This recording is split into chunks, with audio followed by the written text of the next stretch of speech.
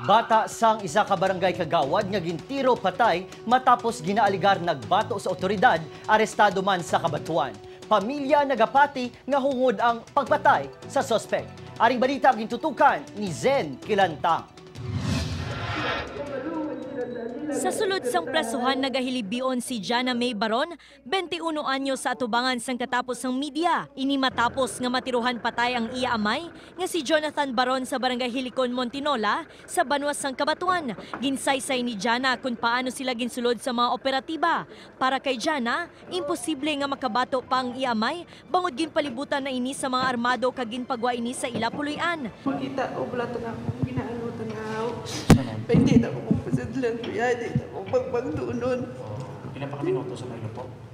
Mga 10 minutes or 7 minutes. Nakapatay ulo po, duha akong tatlo. Hindi, kasi tatay mo nakapalpok?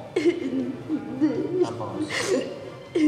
Tapos may kasingkit nga, may granada ako loob. May granada sa tatay mo? Huwag. Armas yan? Huwag, mandarmal sa tatay. Yung pagkakita mo sa salad, ano kasi tatay? Huwag ko nakita si tatay, kaya ginag-YouTube ko patakas. Huwag ganit ko ito chinilas, ginparam dalang ko sa prisuhan. Suno kay Police Senior Inspector Solen Domingo, hepe sang Kabatuan PNP, wala sang kamatuoran ang akusasyon sang bata. Bangod mismo si Jana pa ang nagbukas sang pertahan sang ilapuluyan sang magsulod ang pusher buyers sang Regional Drug Enforcement Unit. Siya gidya mismo nagpas sa pertahan nga makandak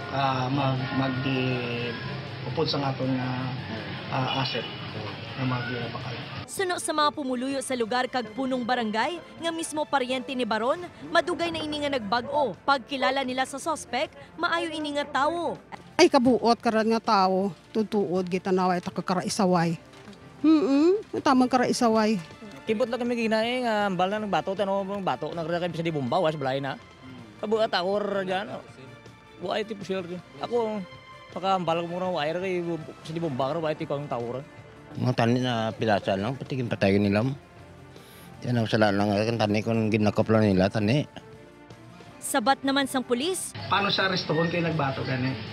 Mismo sa ilada nga barangay balaan nila activity sa nganang barangay Kagawad. Detained na si Jana sa Kabatuan Municipal Police Station kag natala na nga magapangatubang sang kaso sa paglapas sa Republic Act 9165 o Dangerous Drugs Act of 2002 bangod sang ginaaligar kahimbon sa pagbaligya sang ilegal nga droga sang iya amay. Ako si Zen Kilantang para sa One Western Visayas.